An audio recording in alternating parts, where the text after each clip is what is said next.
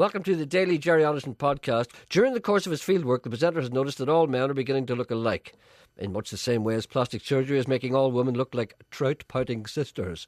Interruptus has noticed that his belly, for instance, is morphing into those sported by others. There's a man, and I want his belly. He's got the belly that I want. But yours is coming on fine. No, I'm worried about my belly. Emma, isn't his belly coming on fine? She says yes. Yeah, I'm worried about my belly. I'm worried about it too because it's starting to protrude. You're starting to become one of those men. No, I will never become. If you stood beside one of those men, you wouldn't stand out. You see, I can't argue against that. I'm beginning to take note of my belly. You get down that slippery slope. Do you remember you used to slag me about my little belly?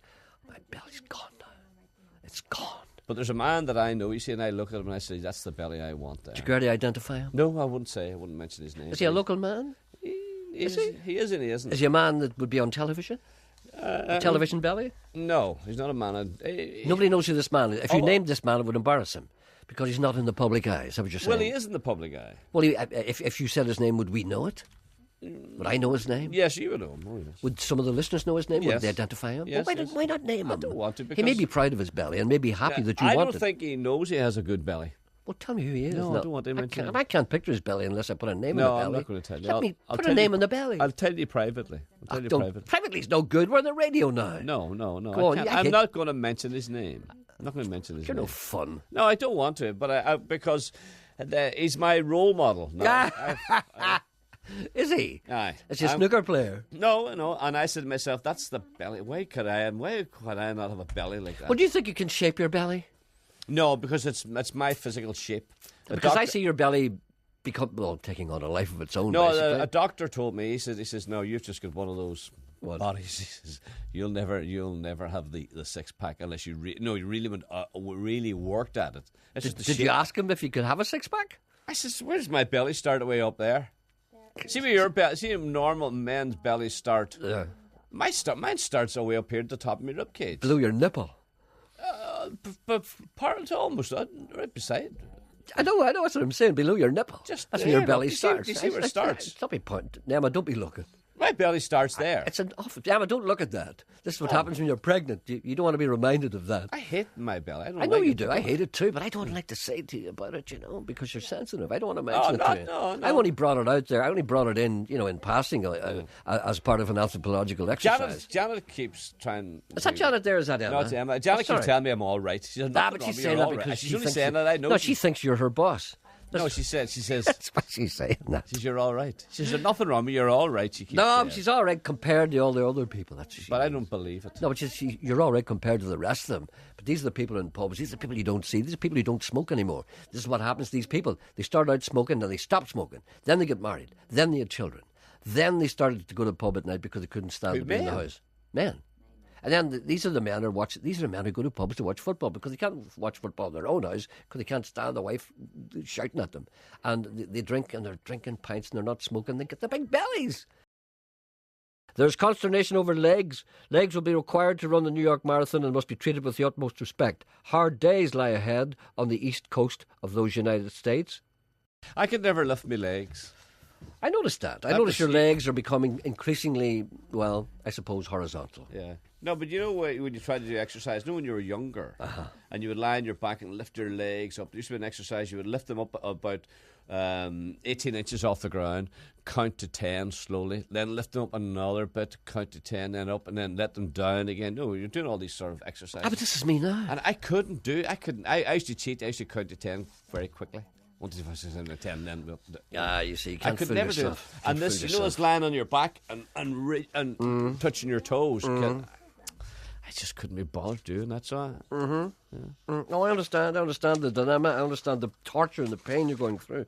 But you see that lifting legs thing? That's me now. You're saying you did that when you were young, but I'm doing it now because no, you're not. You have no idea. I bet you're not. Look at me. I bet you're not. Emma, look at me. Have you ever seen me looking better? I'm trained, honed. I'm like a butcher's dog. Do you see when they see me in the streets of New York? This day fortnight we'll be in New York. You don't believe me? This day fortnight we'll be broadcasting from New York. How can I get out of that? You can't get out of it. You have to come. And you have to sit up for 3 days because the BBC won't allow you to go to bed. Will we tell them about that? Go on, tell them. Go on. We're going over. You're going over. We're going over. Are you going on the Friday? I have no idea. Yes, I'm telling you now. You're going on the Friday. Not this Friday, but the Friday after that. We're going on the same flight, you know. And all the marathon runners will be on that flight as well. Hope they Then don't be I will be noisy. whisked to another hotel, and you'll be sent to some dive in the Bowery, right? And then we will do little things in the afternoon. We'll be tired, though. And then on Saturday, I'll have to rest, you know, like a gladiator. Mm-hmm. And then on Sunday, we'll be up very, very early. And I will run across the Brooklyn Bridge, and you'll try and keep up with me. And we will do What's programs. very, very early? Oh, you've no idea. Well, I would like to know. I'm not quite sure what time. See, I'm not sure what time I have to start. There are different waves of starters. I may be the 8 o'clock wave, in which case we'll have to get up at 6, right? And I may be a 9 o'clock man, I may be a 10 o'clock man, maybe 11 o'clock man, I don't know. It's all in the draw. Anyway, I'll be finished, when the race starts, I'll be finished a half an hour later. And then we will meet then. And then I will have my legs massaged.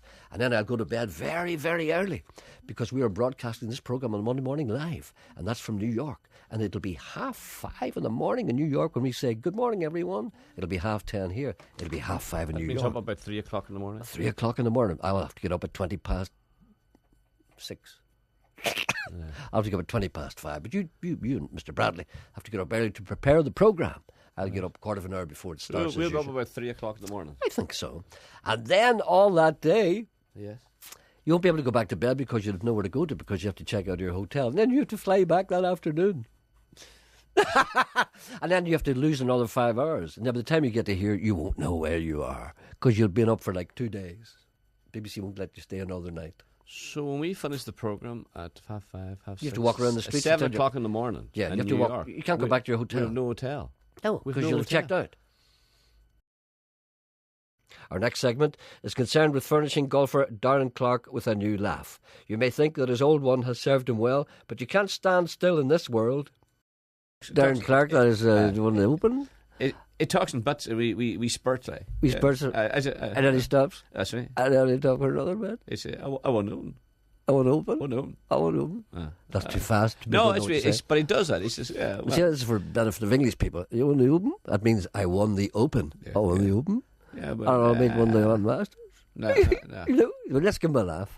We'll give Darren Clarke. Give him a giggle. Well, I won the Open. Let's get the voice. What do we get? Give him. Do you remember Mike Yarwood gave Harold Wilson a laugh? No, he gave Harold Wilson a saying. No, he gave him a laugh as well. He gave Harold Wilson, as I said at the Brighton conference. Yeah, he never said that. He never said that. But he also gave him a laugh. Did he give him a laugh? Give him a laugh. Yeah, I can't do it, but he did give him a laugh. Did He never had. And then people thought Harold Wilson laughed like that. And Harold Wilson was very upset because he didn't laugh like that. Kind of Oh, that's right. He did laugh. Yes, of I remember course. him taking the pipe out and laughing. That's correct. Correct. So I'm going to give Darren a bit of a... How would Darren Clarke laugh? Right. Well, let's get the voice. Give him a high-pitched giggle. Will we give him a high-pitched voice? No, because when he goes up at the end, he goes... Well, I like... it was very good fun. There's two boys on the radio. No. What about that? I like a pint. Well, just because I like a pint. And I like a smoke. What about that? I like that. Okay. I'm Darren Clarke. I like a pint. I like a smoke. And I like your new laugh. I like it. Start you laugh. I'm Darren Clarke. I've got a new laugh. I'll try it out. I'll try it out. I'll just say, I'll try it out at the Q Club. Stop this. No, another pint. More drink.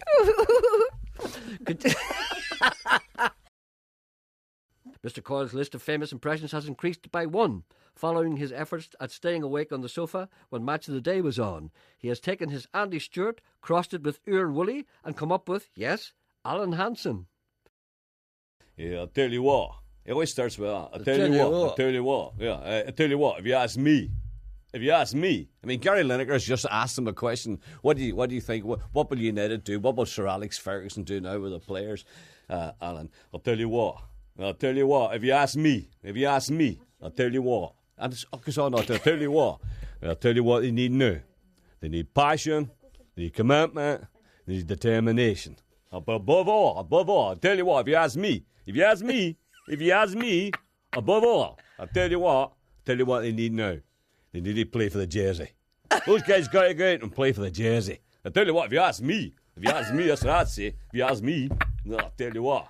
You mentioned the onion bag at all? He didn't mention the onion, but you got to play for the Jersey. You know what I mean? When we were playing, Gary, hey, come on. Hey, when we were playing, it's passion. Where's the commitment? There's no commitment. Look at the tracking back. I mean, hey, come on. Hey, he has me. I know what I mean, like, I'll tell you why. The presenter's talents are many, whilst his rewards are few. All he asks is that he is remembered as someone who brought a little happiness to the people of Ulster.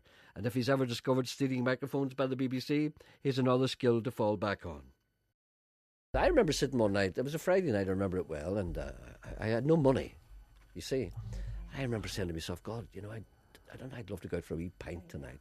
Uh-huh. You know, not that I ever drank pints. No, I know what you're saying. It's a figure of speech. I'd love to go just sit in a bar and just have a couple of vodkas of my own, look at the TV and smoke about 8 cigarettes. You know, just on your own. Don't want to talk to nobody.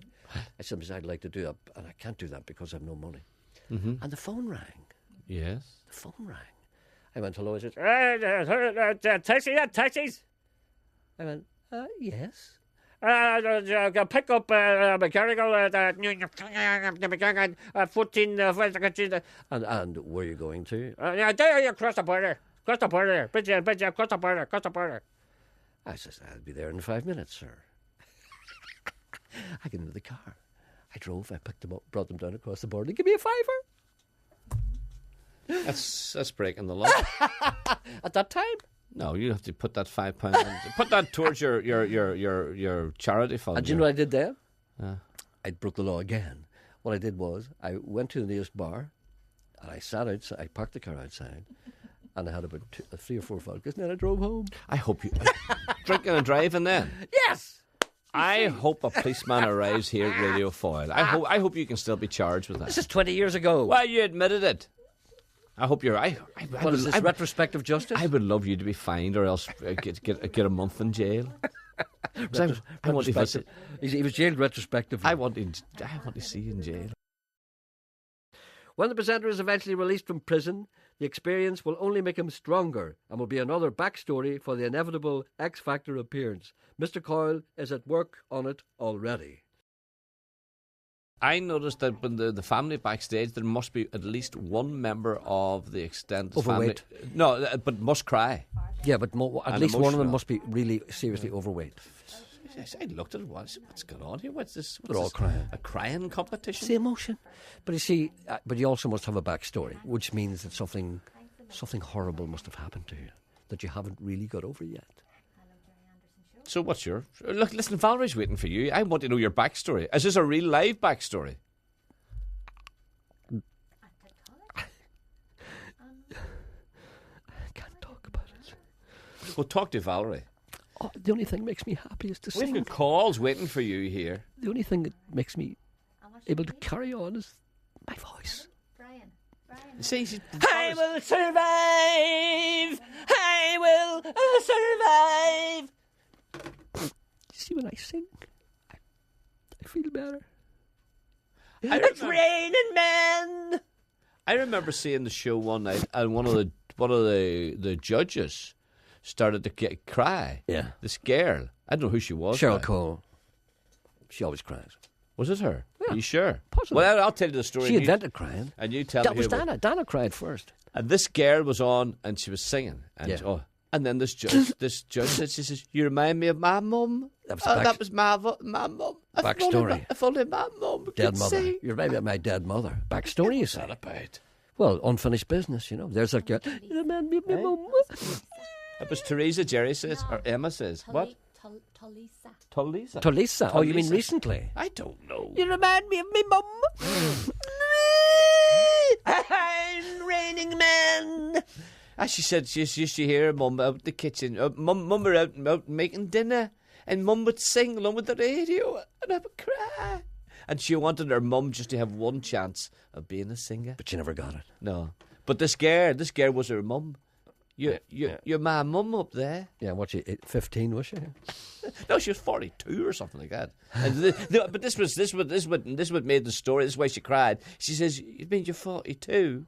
Same age as my mum. And you're getting the chance that mum never had."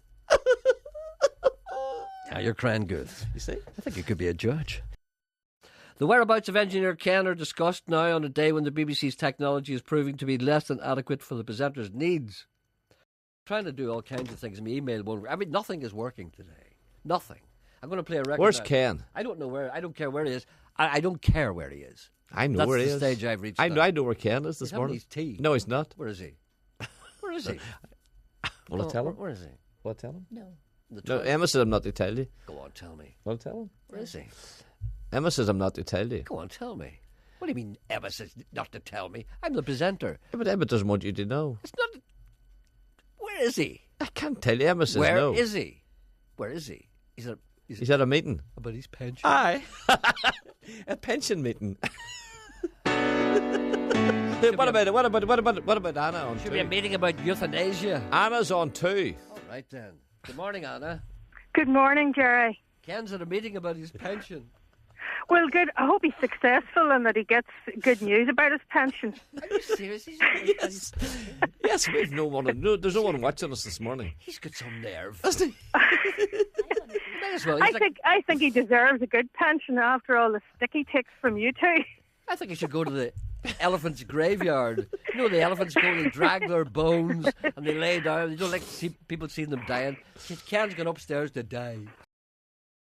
Coilus Interruptus has been even less cooperative than usual lately, possibly as part of his campaign for a cost of living increase from the BBC. His anti-interrogation techniques, learnt we know not where, will not defeat the presenter. He too has been schooled in the dark arts. Did you play a song in your programme called The Derry Girls the other day? Yes. What is it? It's a song by Smokey. Smokey whom? Smokey. Oh, Smokey as in... who's the... Smokey is Creepy. Alice? Aye. Who's it? Is Alice? Yes. Really? Yeah. The Derry Girls? A song called Derry Girls? Did they record? When did they record that?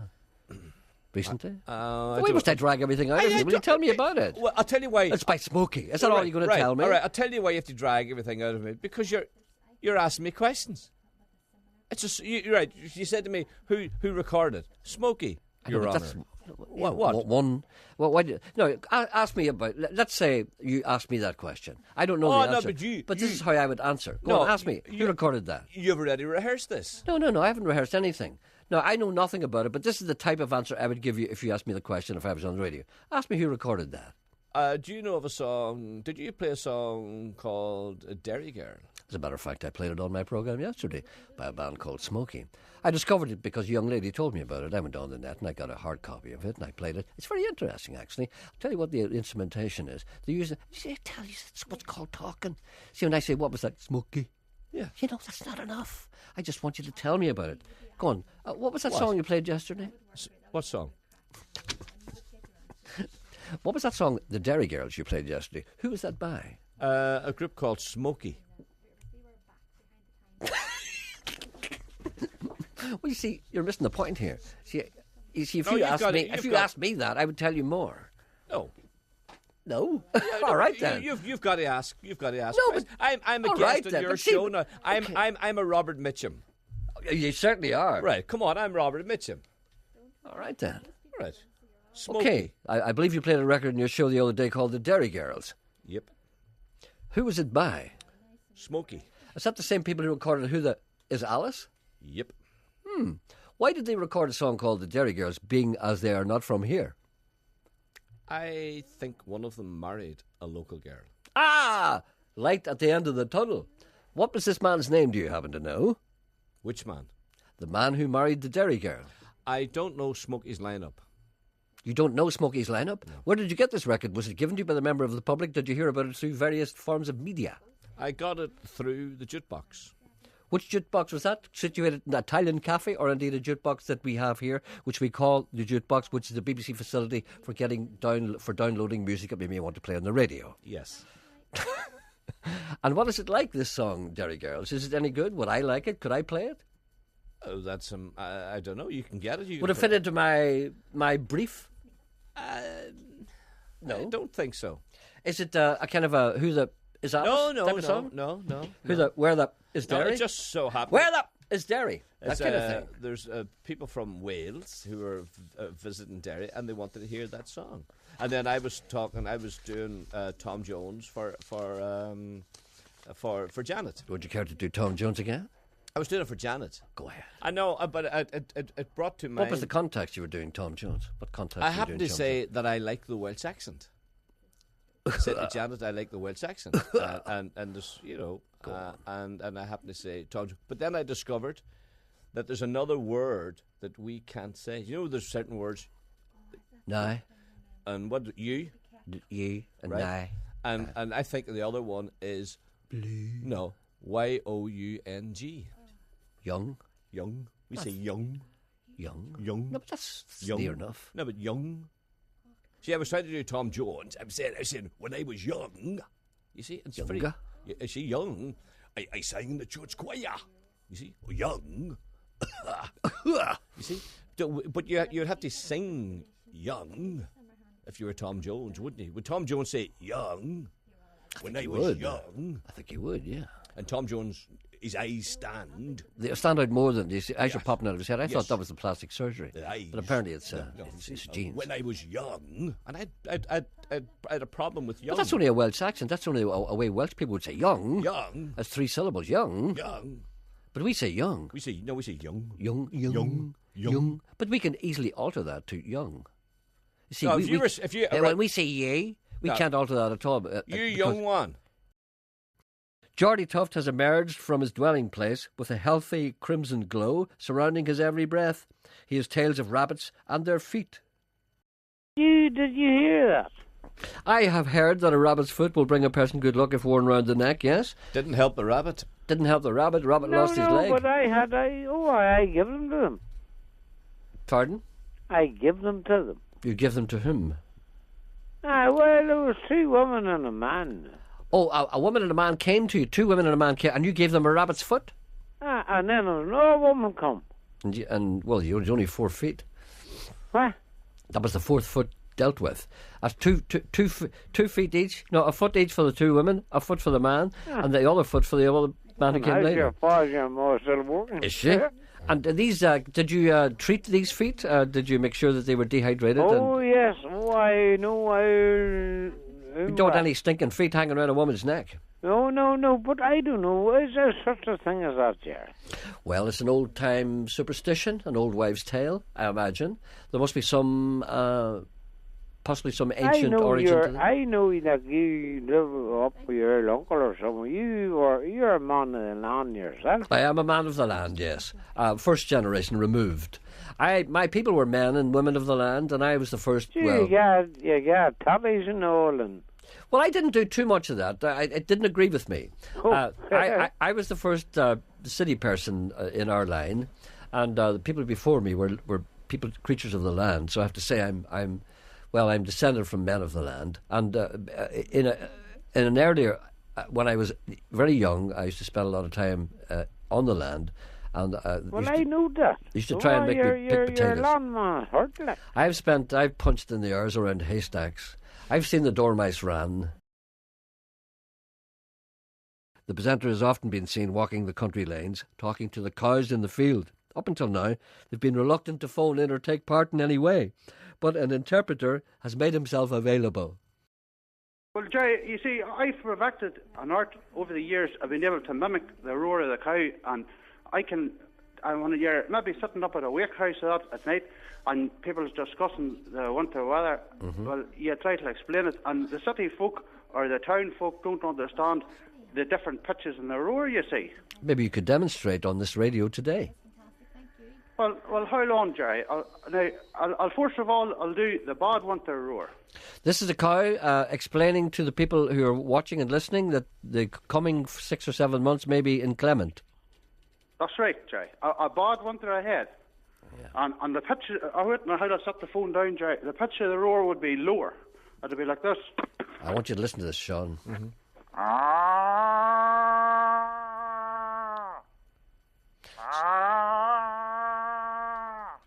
It's very good. Did you hear that, Jerry? I did. It was very good. It's like a door opening in a horror movie. Yeah. All right. That's very good. So that's a bad weather roar. As a bad winter, a low roar, it would mean it would be very low cloud and a bad winter. All right. You've got a variety of these calls. There's the early spring roar. Now, it would be, Jerry, if the cow, you see, was anticipating getting out for a good gallop and the fresh grass in the springtime, so it would be a wee bit more excitable. I'm with you. And the roar would go into a high pitch then, you see.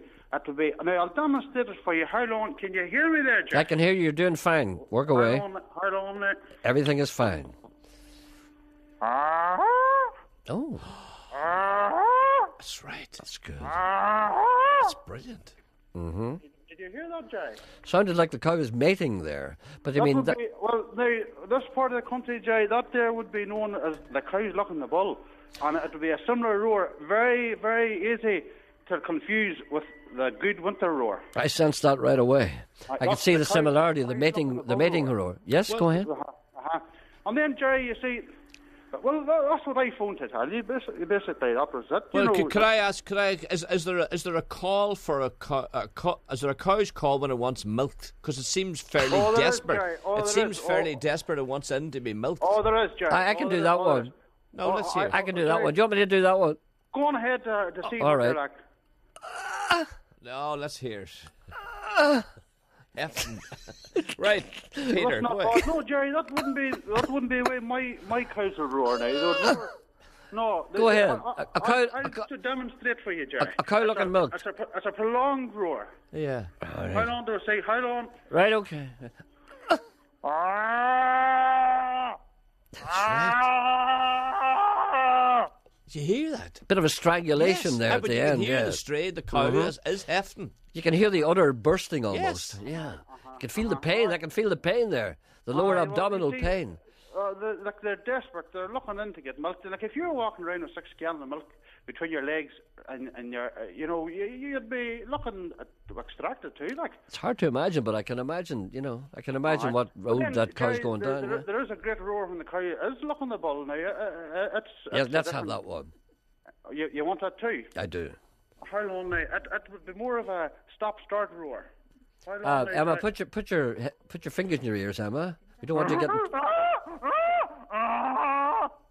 That's brilliant. It's like Bradbury Place on a Saturday night. Thank you for listening.